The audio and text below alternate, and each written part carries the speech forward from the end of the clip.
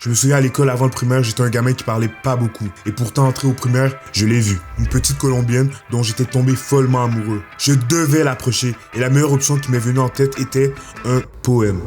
Aïe aïe aïe. Et ce poème était en espagnol, car fallait bien que je trouve un moyen de me démarquer. Du coup, du haut de mes 6 ans, j'ai pris le temps d'apprendre la langue. Résultat, on y reviendra plus tard. Mais s'il y a bien une chose que j'ai compris, c'est que j'avais pris beaucoup de plaisir à apprendre. Donc quand l'école est venue dans ma vie comme une façon d'apprendre plein de choses, j'étais aux anges. Pourtant, il y a beaucoup de chances que comme moi, t'as passé la majorité de ta scolarité à détester l'école. C'est à cet endroit que t'as rencontré une grande partie de tes amis, que t'as poussé tes plus gros fous rires, fait tes plus belles conneries, et malgré ça, on en tire rarement du positif. Le constat est clair, c'est facile de critiquer l'école, de voir tous les malheurs qu'il apporte, sans voir tous les bons citoyens qu'elle crée, non ?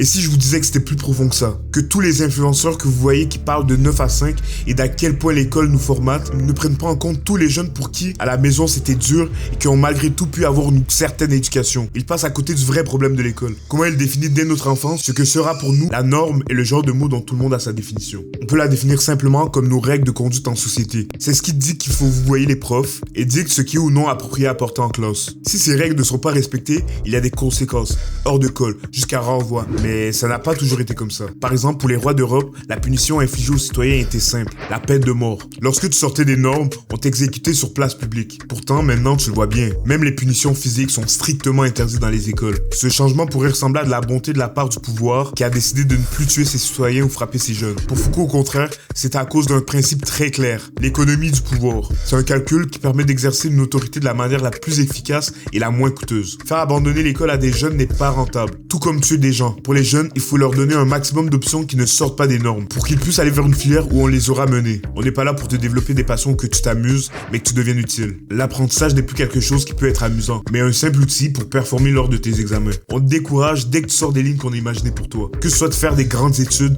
ou même un projet en dehors. Au mieux, tu rentres dans le jeu de la performance et après avoir vécu des années de stress intense, tu peux enfin faire le métier de tes rêves. Au pire, tu te retrouves perdu, sans diplôme et avec la honte de ne pas avoir fini l'école. Tu te retrouves à 30 ans dans un bureau d'une entreprise pour laquelle tu t'en contrefous, avec comme seule interaction quotidienne Sylvie de la compta qui te parle encore de sa passion pour le tricot. Dans ces circonstances, prendre du plaisir à apprendre n'est plus une option, c'est une nécessité. C'est un acte de révolte contre un système qui veut te normaliser. Et apprendre ne se résume pas à lire des classiques de la littérature ou de la philo, c'est d'essayer un nouveau sport, jouer d'un instrument, une activité que tu as toujours voulu faire, c'est de créer. On dit que 3 ans, c'est l'âge où l'on commence généralement à poser un millier de questions. Pourtant, une fois à l'école, t'apprends au fur et à mesure que certaines questions n'ont pas de réponse, point final. Que certaines règles sont simplement du bon sens. Et petit à petit, on t'enlève ta curiosité pour te donner des réponses et de la théorie dont tu ne t'avais même pas questionné. Tes questionnements personnels, eux, n'ont pas de réponse. De comment faire ses impôts, jusqu'à savoir comment être heureux et le rester. En réalité, la passion, c'est de justement chercher une réponse à une question dont tu brûles d'envie de répondre. Et à force de ne répondre qu'à des questions extérieures comme lors d'un examen,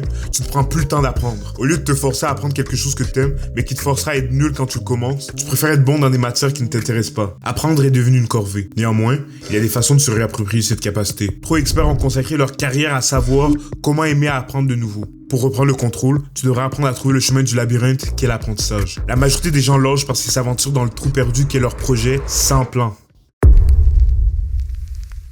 Dans son livre Ultra Learning, Scott Young explique que la première étape de toute maîtrise, c'est le méta-apprentissage. C'est tout simplement dessiner la carte du labyrinthe. Pour retrouver la dalle d'apprendre, tu dois consacrer 10% de ton temps total à organiser de bonnes bases. Pourquoi je veux savoir ça? C'est quoi le concept principal? Et comment je vais pratiquer pour que ça se concrétise? Si tu vas apprendre par exemple le tennis, commence par les règles, puis trouve-toi un modèle que tu peux suivre. Le reste est simple. Tu n'auras plus qu'à créer un plan d'entraînement basé sur ce modèle, fait étape par étape.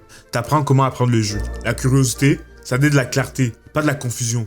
En dessinant le labyrinthe, tu transformes un sujet flou et menaçant en un territoire à conquérir. La fin, elle, vient du sentiment de progression constante. Et tu ne peux pas progresser si tu ne sais pas où tu es. Avec un plan, s'en échapper devient un jeu d'enfant. Et c'est là que tu peux commencer à évoluer. L'école t'a menti en te faisant croire que l'apprentissage c'est une ligne droite. La neuroscientifique Barbara Oakley prouve le contraire. T'as 2 visions distinctes, celle focalisée et celle en mode diffus.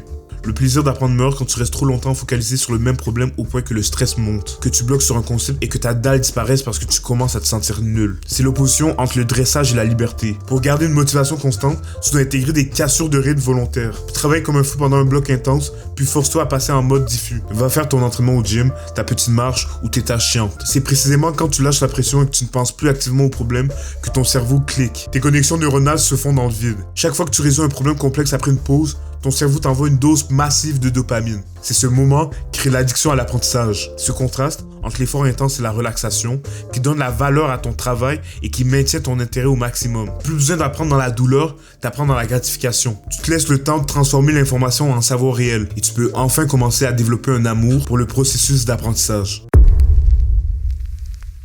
Le plus gros frein au plaisir d'apprendre, c'est l'impression de stagner. On lit, on note, on regarde des vidéos, mais après 2 jours, on est démotivé. C'est ici que tu peux appliquer la technique Feynman et la restitution active. Ne relis jamais tes notes. C'est une perte de temps monumentale qui flatte ton ego. Imagine-toi plutôt que tu dois parler à un gars de 6 ans qui veut apprendre un poème en espagnol. Si tu dois utiliser des mots compliqués comme concept endoctrinien de l'orifice terminal du tube digestif sans pouvoir les expliquer simplement, c'est que tu ne t'es pas encore approprié le concept. Cette méthode est brutale parce qu'elle expose tes faiblesses au grand jour. Mais il n'y a rien de plus satisfaisant que de voir une idée complexe s'effondrer sous la simplicité de tes mots. Que ce soit à ton voisin de classe, à Sylvie de la compta, tu ne révises plus ou regardes des tutos pour le plaisir.